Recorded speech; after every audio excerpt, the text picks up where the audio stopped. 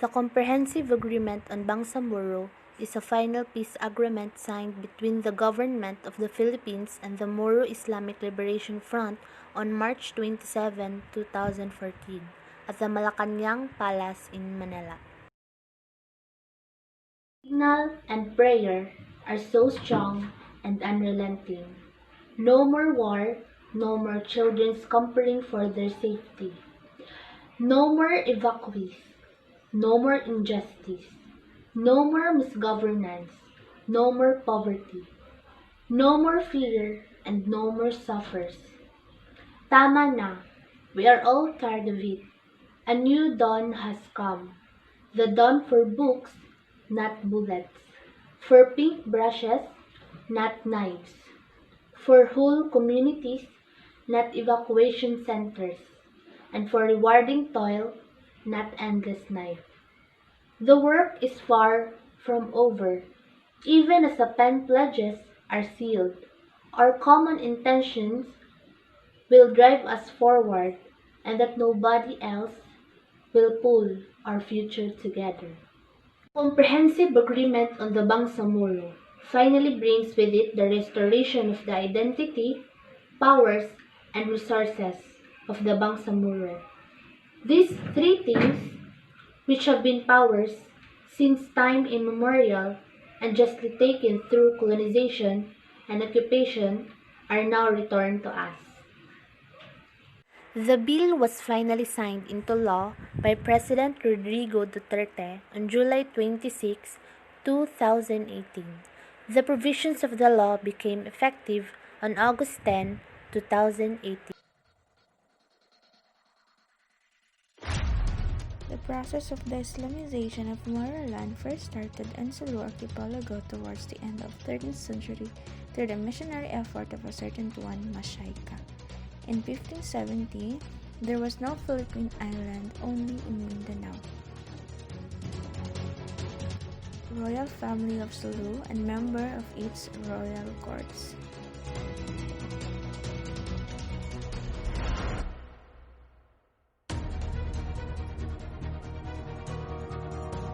In mainland Mindanao, Islam was first introduced into Maguindanao areas by a certain Sharif Aulia from Zohor around 1450.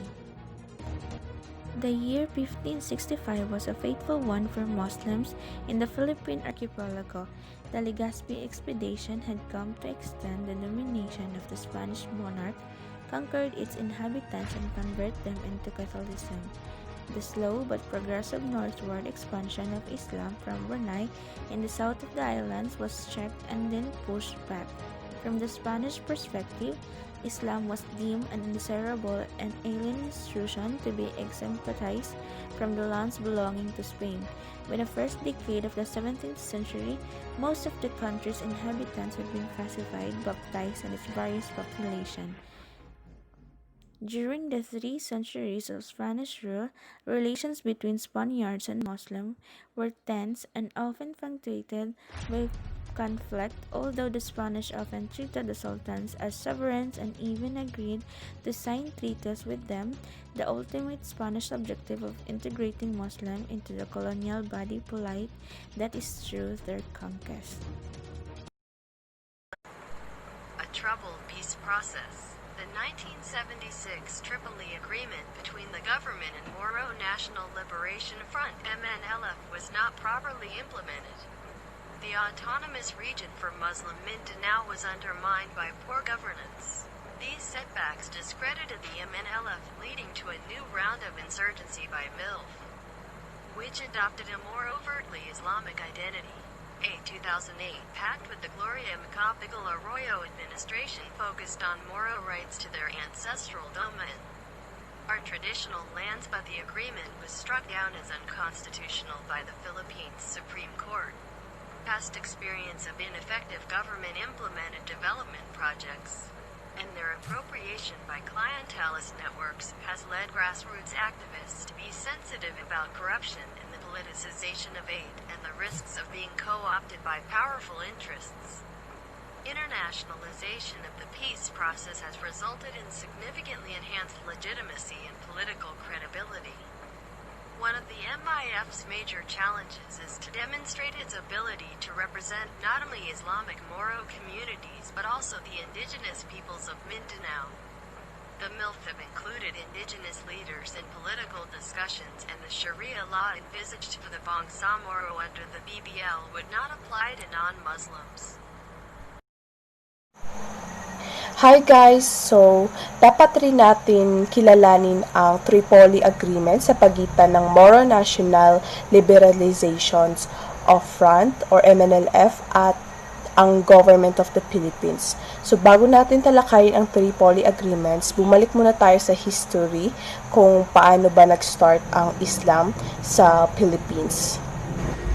Islam was first introduced to the islands in the 14th century, and trade with Brunei, Malaysia, and Indonesia led to the establishment of Muslim communities which fought to the colonizer, first Spanish, whom they resisted from the 16th to 19th century in one of the world's longest anti-colonial wars. Then the U.S.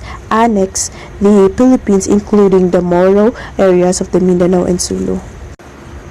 So in the late 1960s, the conflict between Moro and Christian community escalated and peaked in the mid-1970s.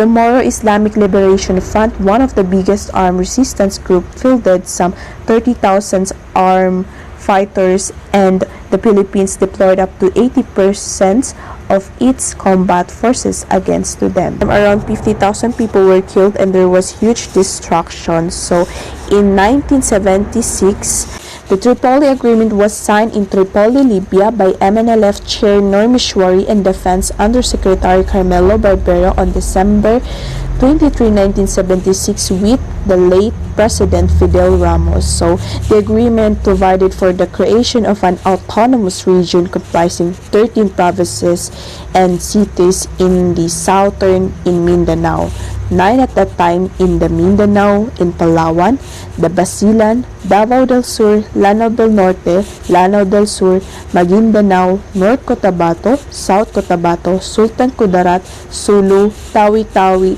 Zamboanga del Norte, Zamboanga del Sur.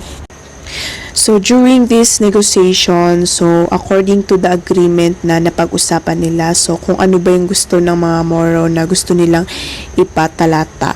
So ang first na agreement is yung nabanggit na mga areas sa Mindanao is dapat yun daw yung mga areas na na-adapt ng mga Muslim. So there should be a law or mga rules for the Muslim to follow and for the peace also.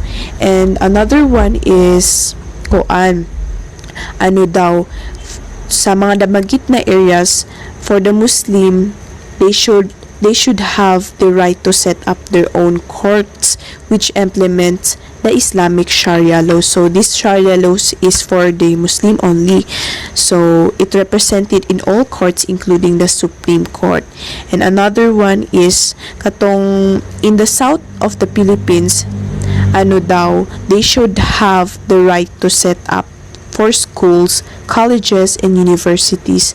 So, provided na daw ito in a matter to retain the relationship between this educational scientific organization. And also, the authorities for the autonomy in the south of the Philippines should have their own economic and financial system. And Islamic laws would be incorporated into the region's justice system, but security would stay with the central government, meaning the Bangsamoro couldn't have their own military and police forces. The Moro Islamic Liberation Front would have to disband its army. Now people living in the areas on Mindanao covered by the agreement will get to vote on it. That's all, and thank you.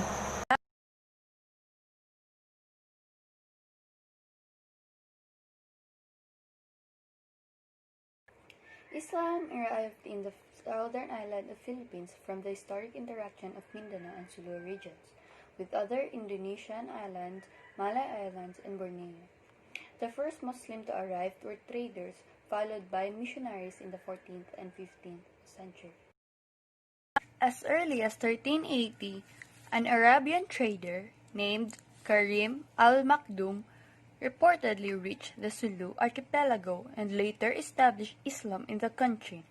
He established the first mosque in the Philippines in Barangay tubig in Dangon on Simonolo Island in Tawi-Tawi.